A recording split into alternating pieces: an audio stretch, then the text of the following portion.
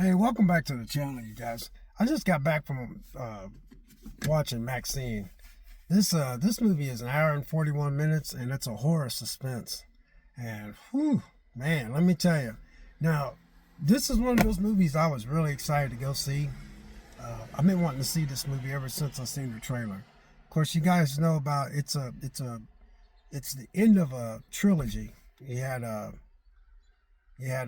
The first one was X, and the next one was Pearl, and this one is Maxxxine. But this one wraps it up. But, phew, man, there was some parts in there, man. If I'd have seen some of that stuff coming, I would have turned my face. There was a part in there where she told this guy to strip down, and then, because he was going to try to, I don't know what he was going to do to her, but obviously he was going to do bodily harm to her. And he had her, early part of the film, he had her, the Maxxxine character, Mia Goth, the woman that plays Maxxxine, she plays that role pretty good. But man, there was some scenes in there, man. It was it wasn't like all the time, but that part where she smashed this dude's,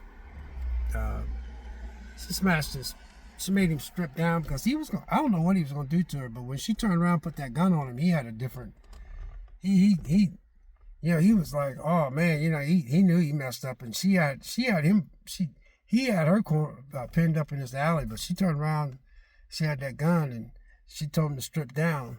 And because if you watch X and Pearl, this girl is she's pretty ruthless, but she made him strip down to butt naked and then made him lay down. Then she smashed his balls and his penis and stuff with the heel of her foot, and he was yelling and screaming. It was gross. Now I was in the theater. I remember going like this, like if I'd have seen that coming, I'd have put my head down like that. I don't know how they did the camera angle on that thing, but it looked like she did it for real. Well, they make stuff look real now and stuff, but that was one. But the movie's about this it had to do with 1980s, the LA Night Stalker, they call him. And this is kind of like a Jack the Ripper kind of like movie. But, Pearl, you got X, then you got Pearl, and then you got Maxxxine. Well, the woman is in LA now because if you watch the other two movies, she's in LA now. Now she's trying to be a star, but she's going from being a porn star to a horror. Now her next level is horror. And that way she can maybe get better roles so she's stepping up, in other words, by getting a horror. She got an opportunity to be in a horror movie, but at the same time, she was trying to help these cops. These cops needed her but there was this private investigator, Kevin Bacon, man. Kevin Bacon, man, he is such a good actor, man. He played his role to a T. I mean, he played it so good, but he got messed up in this. He got messed up real bad. But he was a private investigator for this person who was doing all this killing. And it was kind of weird because this person that was doing the killing was trying to make it look like it was the Night Stalker, but when in this movie, the Night Stalker got caught. But still, at the same time, there was these people trying to do a murder. They were murdering women similar to the Night Stalker. So and they started figuring out it was somebody else doing murders and trying to make it look like the Night Stalker. But in the meantime, they were chasing these people. End up being some kind of cult.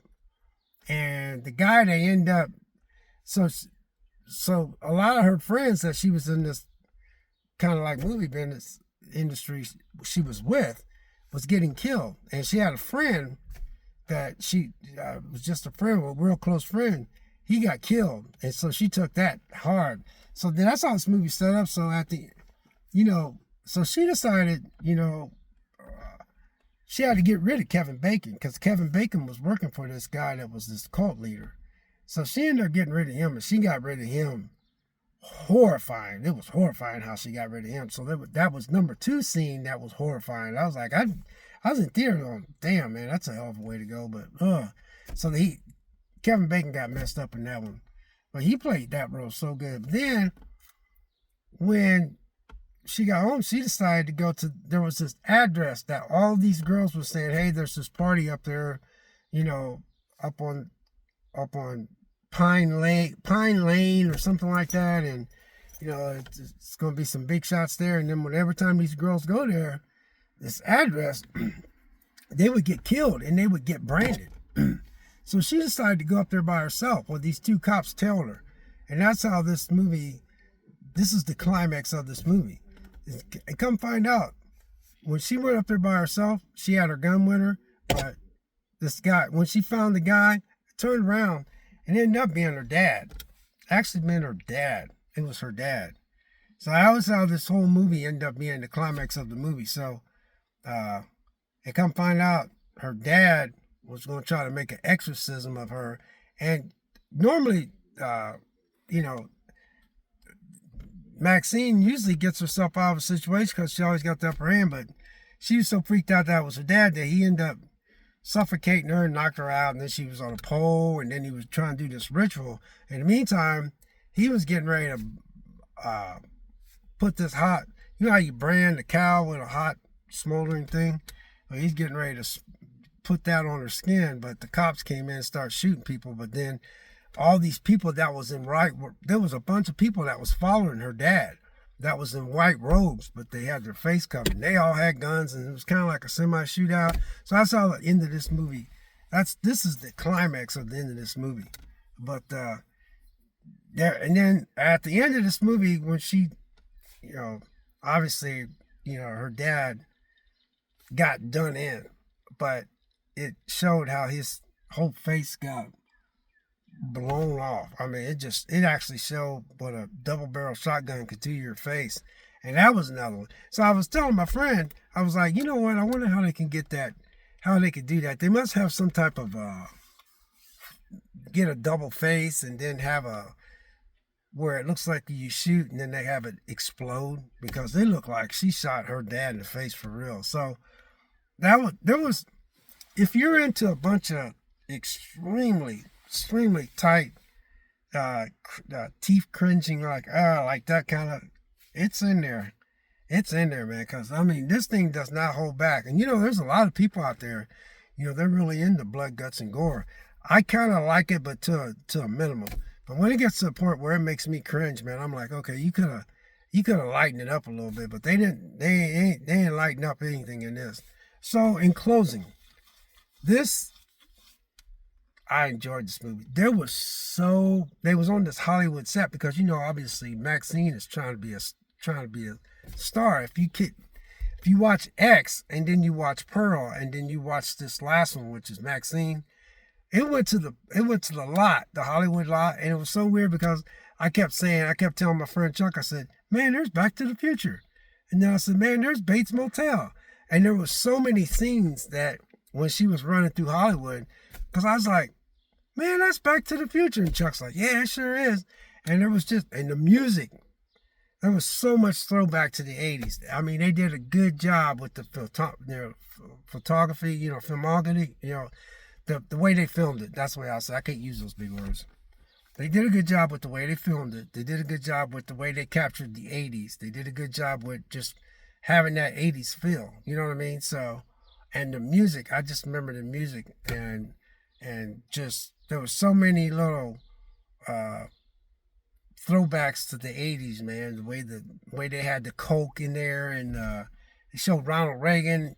This when Ronald Reagan was the president, and it captured that feel, because this was based in, because Maxxine is a chick that's trying to she's trying to break into Hollywood in the 80s. So it's what's based in the 80s. So had the guy that was her friend was working in a video store, and he had a VHS in his hand. So that's back when VHS was big, and you didn't have a DVD and DVDs. And I was sitting there going, wow, man, look at that. There were so many. They did a good job of capturing the moment of the 80s.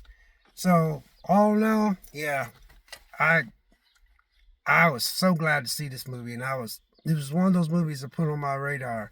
I didn't even know that Mia Goth, and I told my buddy Chuck, I said, hey man, I said, that's Shia LaBeouf and her got a child together.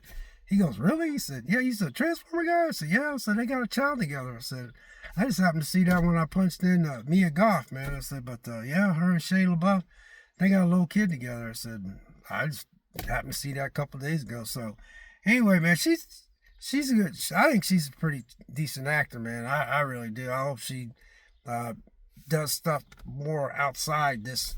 I think she's did her job with this trilogy, because there's three of them. You have X, then you have Pearl, then you have Maxxxine. Out of all three of them, Maxxxine is the best one.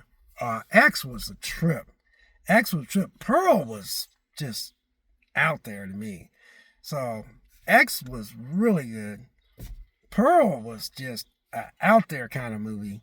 And then Maxxxine, man, Maxxxine, they nailed it. I mean, they nailed it. Kevin Bacon, he was really good in this. Everybody was good. Mia Goth, who played Maxxxine, was good. The way they captured the 80s and the way the 80s were back then was good. All the music that they played in the background, good. All the little, little tidbits that they put in the background, you could tell it was in the 80s. So they did a really good job capturing that feel of the 80s. So anyway, God bless, take care. And yeah, I just got back from watching Maxxxine, and it was a little bloody and it was a little gory. And if I knew some things was coming out, especially that part where she stepped on that dude's private parts, man, that was a bit much to me. But man, that made me cringe. But anyway, God bless, take care, and we'll catch you next video. We'll see you.